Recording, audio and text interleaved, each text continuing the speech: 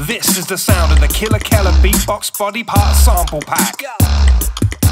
Over 120 loops, samples, and one-shots for your music production. Exclusively on Splice. Killa in the mix, the bass was mixed. That music and beatbox mix. Mixcloud, streaming on Mixcloud. Hi. Doing good? I'm doing good. Staying out of trouble? Yeah, staying out of trouble. Ladies and gentlemen, this is the Killa podcast. Serve you right, we are live and direct. Whisky A Go-Go, Sunset Strip. And we have inside the house Royal Distortion, a.k.a. Isis Queen. Hi. How are you? I'm good, I'm good. Good. What's going on? Still daylight outside, so rock and roll hasn't commenced yet. The vampires haven't come out No, yet. no. We're still nice and proper and you know, there's still roses in our cheeks. So. Yeah, totally. Yeah. What time do you reckon it kicks off, really? That whole... Well, we're doing the shows early because there's been so many bands and artists that have wanted to be a part of what we've been doing with showcasing new bands out here in LA and doing it through the Whisky A Go-Go. So because there's been so many bands that have requested to be a part of it, we start the doors early at 7 o'clock, and there's 6 artists or bands every night, every Monday here at the Whisky A Go-Go. Yeah, it appears so. Like, I guess would you call your curators? You guys are the main curators? Yeah, well, the idea originated with us because we'd done it earlier, you know, other years with Barbwire Dolls. We'd done one-off residencies here and there just to, like, get a scene going, to get something started. And when we started Royal Distortion at the beginning of 2018, this year, the Viper Room knew of, you know, all our legendary residencies, and we'd done it before at the Viper Room too, just down the street. And they asked us if they wanted us to do a residency there. So we did a residency at the Viper Room. It went really well. And then the Whiskey said, oh, we want Royal Distortion to be the house band there. And we're like, okay, cool. But, you know, we've got to do it a certain way in order to really create a scene. You know, we don't want to just play every Monday and have, you know, just random bands, you know, around us, because, you know, nothing great is going to come of that. No, people are going to come and watch us, and then they're just going to leave instead of coming early, experiencing the whole thing, you know, and actually enjoying other styles of music too.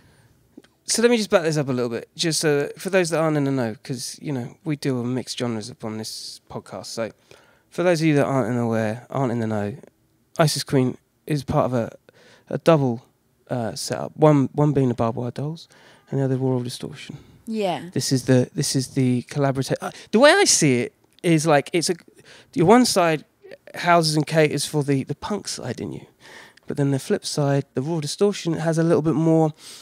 Should you say like 80s synth meets maybe like 2008 electro? It's got like something really.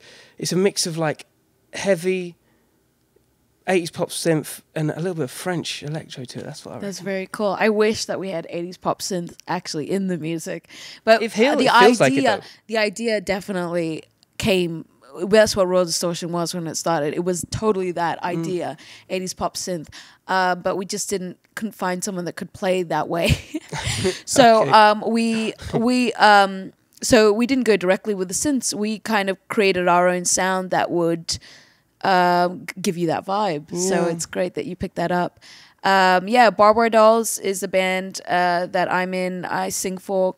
That got signed to Motorhead music by Lemmy Kilmister. Right. I've heard of him. Yeah, I'm Motorhead. joking. Oh, okay. Well, you know, there's not a lot of people that don't know. I'm like the biggest Motorhead fan. Okay, cool. I'm sure a lot of people that are watching have never even heard of Motorhead. Probably seen the T-shirt around, but never actually heard a song of Motorhead. Don't you just hate that? I mean, there's the Ramones thing as well. It's like people just, and for me, it's just it's blasphemy. Well, you know, I don't know. Yeah, if I wanted to think of it that way, then yeah, it's blasphemous. But if I wanted to understand that there's a different world that is opening up to their music, and maybe they can wake up and, you know, actually get 2 brain cells rubbing together after, you know, even checking out one of the Ramones songs. You know what I mean? Because they own the T-shirt.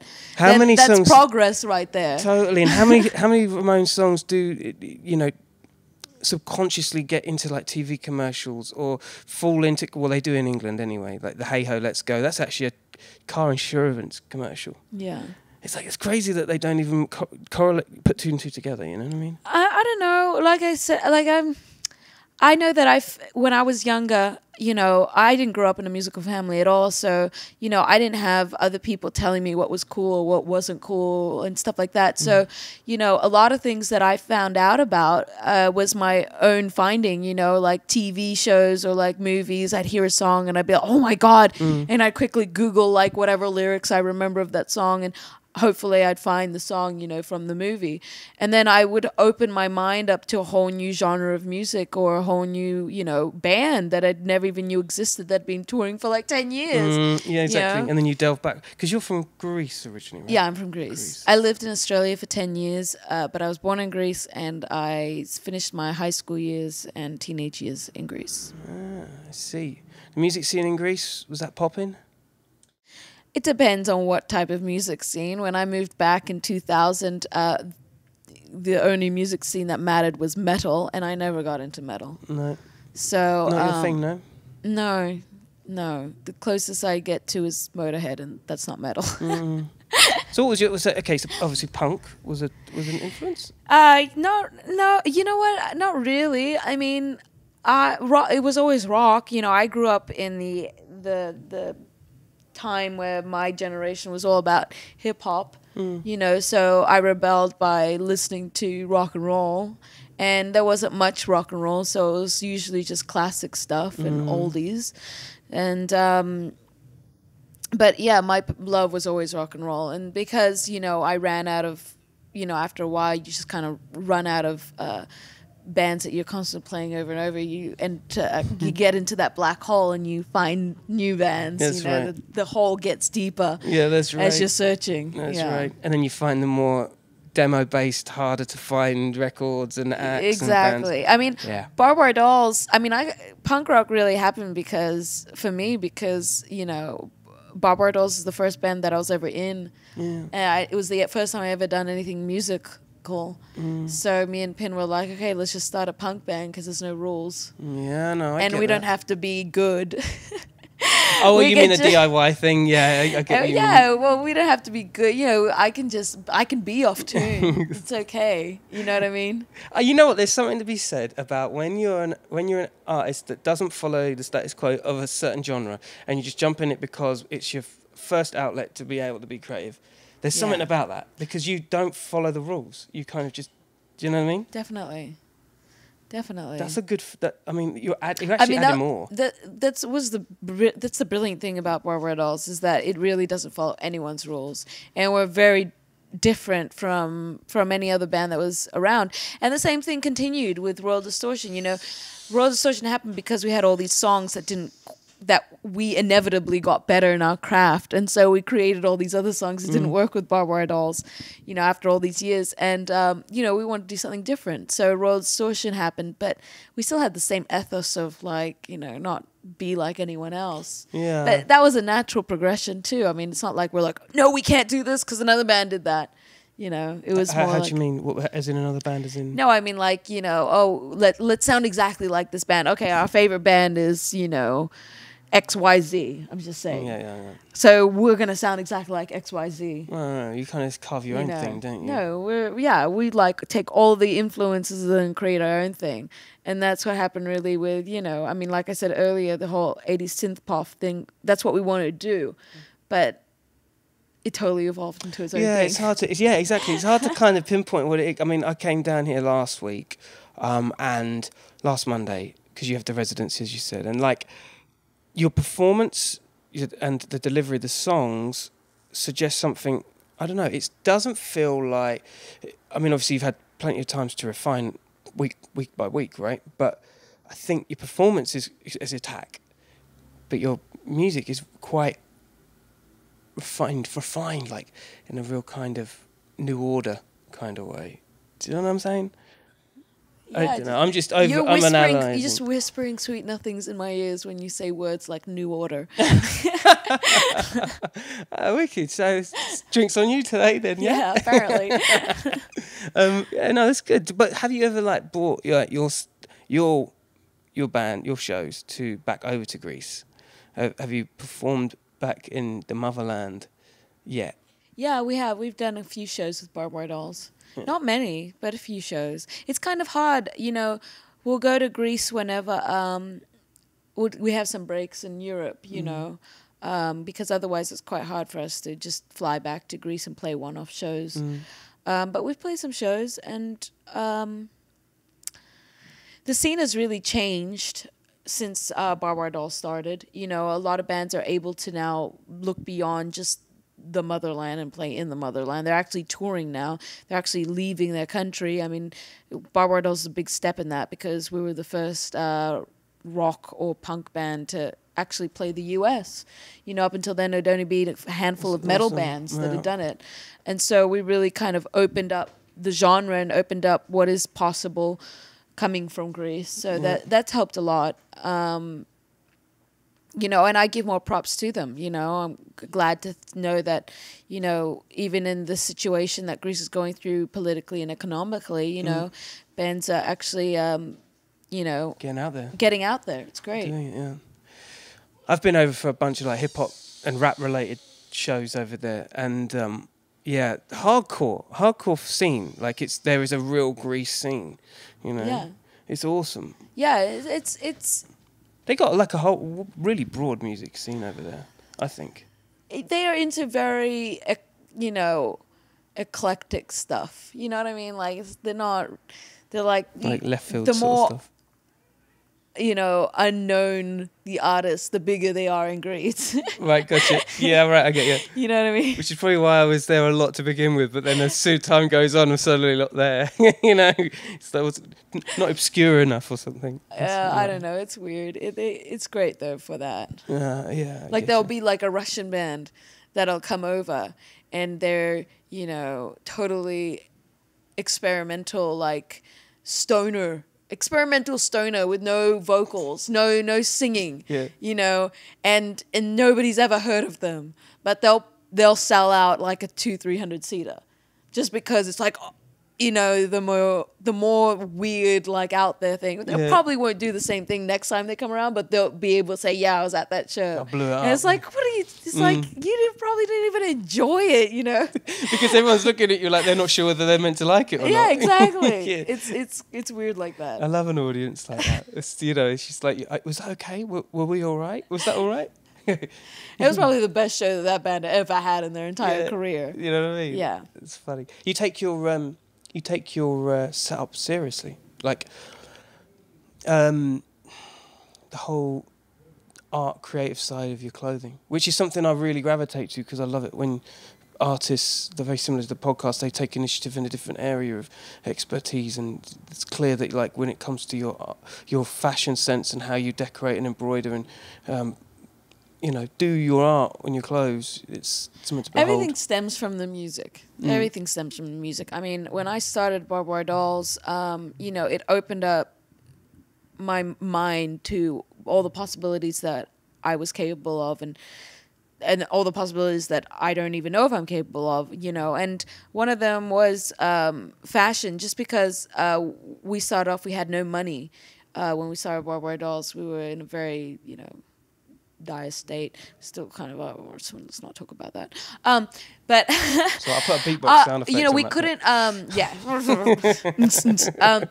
But we couldn't afford merch, so I started just spray painting T-shirts, you know, for Barbwire Dolls merch, and then that kind of became. I got really good at that, and then that kind of like became like something. I started like putting safety pins in, and then some studs, and then some material, started sewing material on, and I really got good at it, and we started selling a lot of it.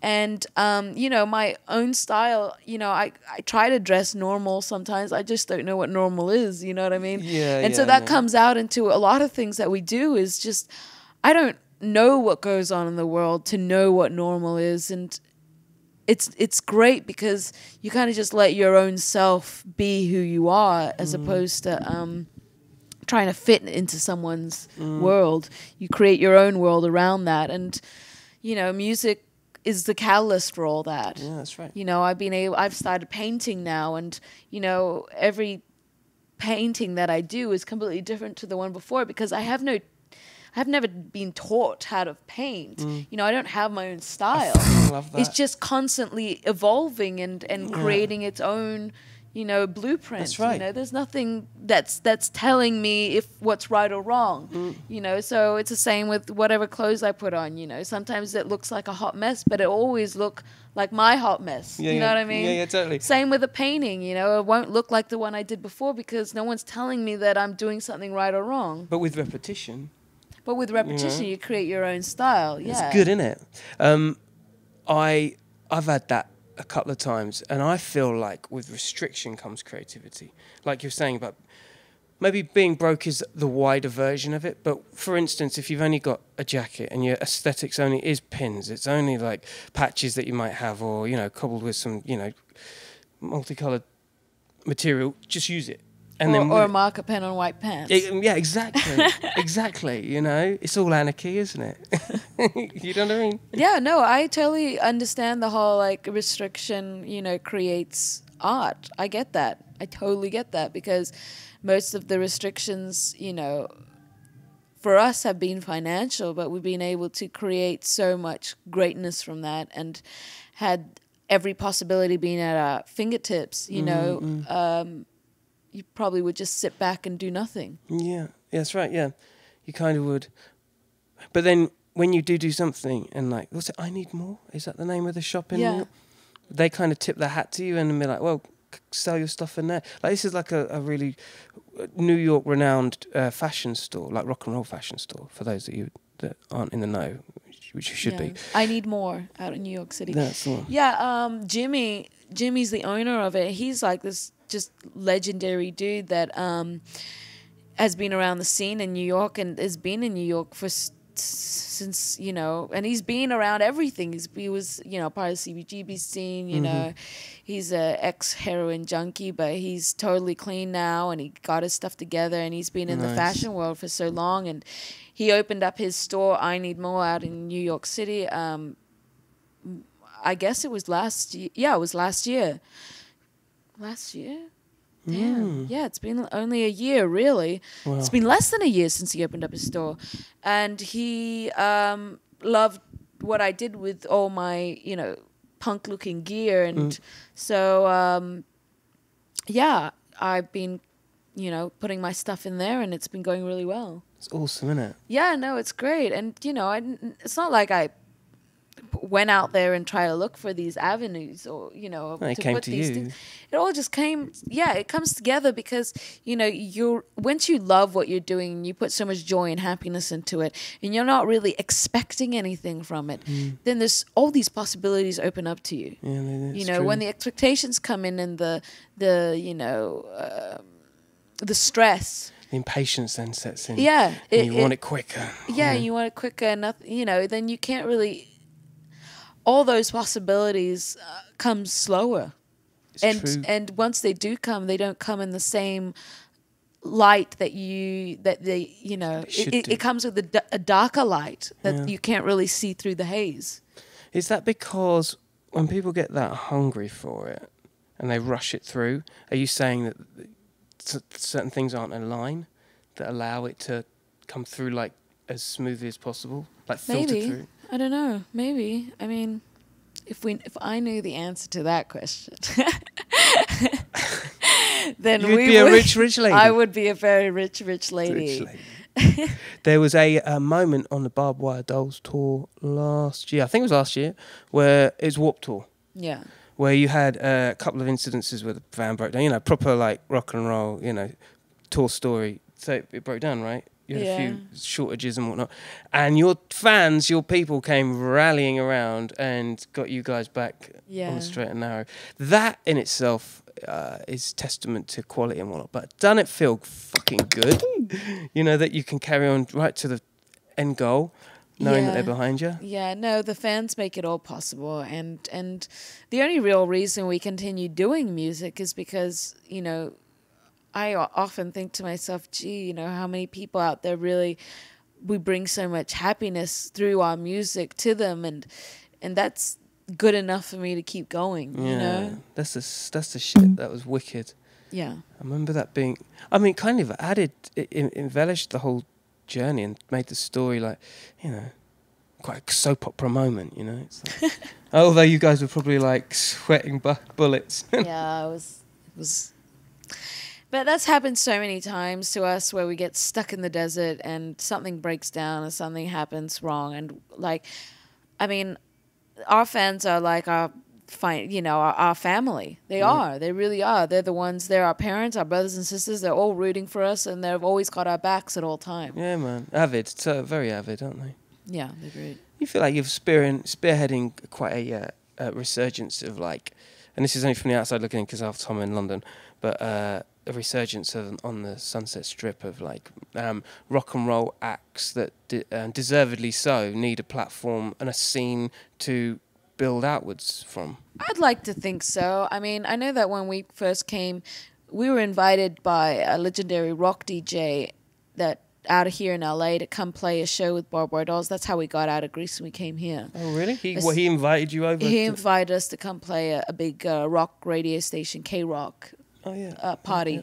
So it was the biggest thing that happened, you know, for Barbwire Dolls, let alone a Greek band. You know, so we took the opportunity and that's sick. And our first show was at the Roxy Theatre, just up the street here. That's it, yeah. And we ended up selling out the Roxy Theatre, our very first show in the US. And after that, you know, we started getting some shows and so forth. But in the beginning, you know, punk rock wasn't quite as popular as it is now. You know, at the time of 2010, you know, it was still, you know, kind of taboo, you know, it didn't have a good name and so forth, and nobody was interested in punk rock at all. I mean, I would literally tell people, oh, we're punk rock, and people would say, oh, isn't that dead? Like, but with a straight face. Oh, you know, now? It's like, yeah. But nowadays, you know, everyone knows punk rock, you know what I mean? And that's happened in just a few years. Yeah. Because of all these, you know, original bands coming back together and you know, giving opportunities to other bands to open up for them and so forth. Yeah. Opportunities that Barbwire Dolls never had. Right. But neither here nor there because you're ahead of the game anyway. So now, so the boys are trying to sneak past us so they can have a cigarette, and now they're doing sign gang. language to each other, and like, it's okay. Let's not make any just noise. Give them a little wave in the camera.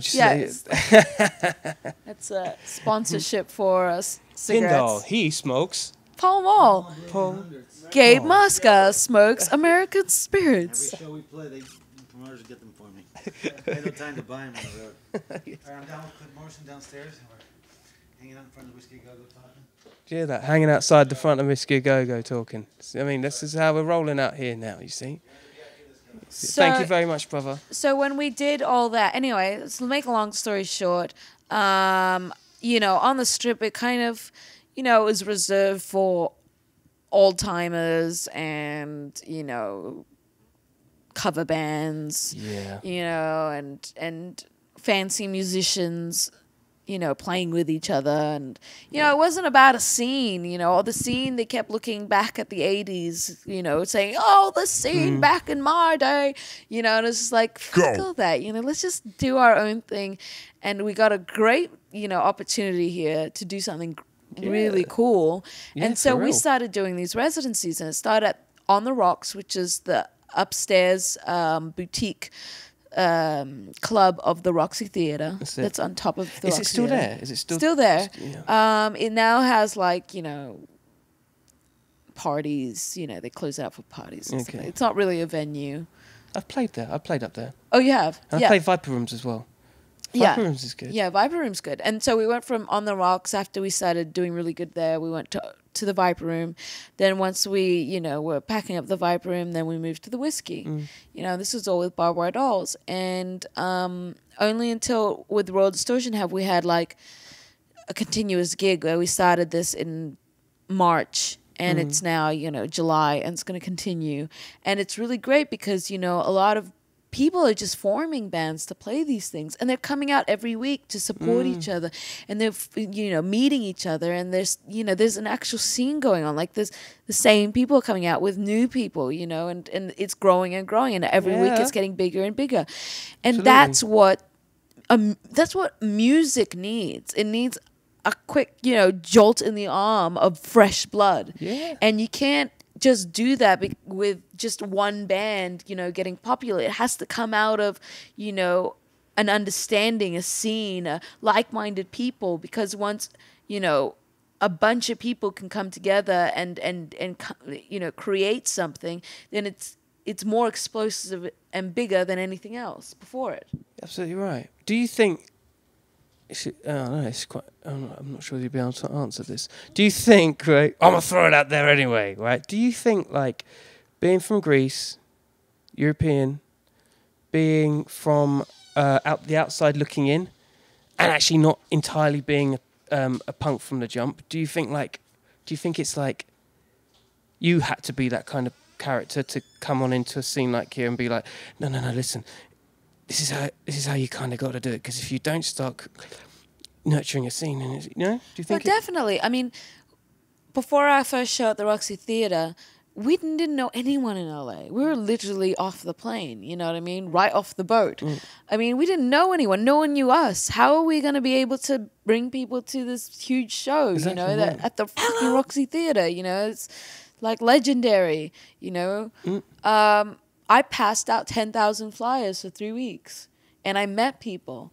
And had we not been in a desperate situation to meet people, we probably, you know, would have gone, I don't know, we would have compromised in some way and maybe, okay, we're not going to do something as big as the Roxy Theatre. Let's do something small. It's like, no. Like humbling yourself every time. The opinion, the you know, it's there. It's there for the taking. I will jump on it and do the best possible. Let's think out of the box. How are we going to make this happen? That's what I'm talking about. You know, and it's the same with Royal Distortion. I mean, Royal Distortion's a brand new band. You know, we started in 2018, but we've accomplished so much in such little time.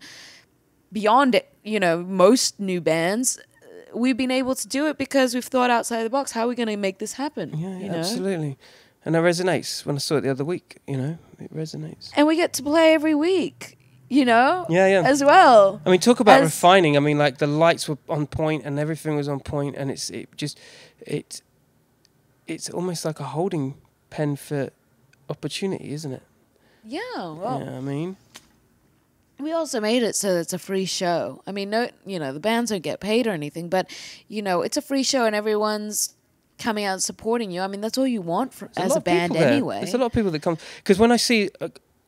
I don't think the Whiskey Instagram does it enough justice, because when I walk through the room, maybe it's where the camera's positioned, and I'm not referring to any of your Mondays, I'm referring to Whiskey in general, and where the cameras are positioned for the Instagram videos. But when I walked into your show the last Monday, I was like, there's a fucking lot of people here. There's a lot of people here for a Monday that are just obviously here to see all of their friends and all of their bands play. Yeah. But a lot of them knew the song. I was listening to people in the songs. I was plonked in the middle. I plonked myself right in the middle, and I was like listening to people sing along to the song. So it's obviously working. You know what I mean? Yeah, and we're having a good time too. So that's all that matters. I mean, it's not like we have this plan where it's like, even there's no stress to it. You know, if these shows continue, they're supposed to continue, then they'll keep continuing. You know what I mean? It's like we're just having fun. You know, we're having fun with it, and there's no stress involved. And you know, we have so many songs that we want to showcase, and this is the perfect place to showcase them. It really is. Legendary. Yeah. Legendary spot. I hate to do this, but I hate to do this. Okay. Yeah, cool. I tried telling them to leave them up here until you guys were done. Yeah, no worries. No worries. We're just gassing. Thanks for trying. Appreciate it. Cheers, brother. And on that note, as you can tell, this is live and dangerous. We don't play around here, huh? Don't play around. Isis Queen. Thank you for having me. Thanks for having me. Oh, yeah, anytime. Anytime. Can you do an English accent? Proper English accent? Oh, yeah, anytime. No, I don't get it. Fancy some tea and crumpets? It's worth a go, isn't it? Ladies and gentlemen, Killa podcast, Isis Queen.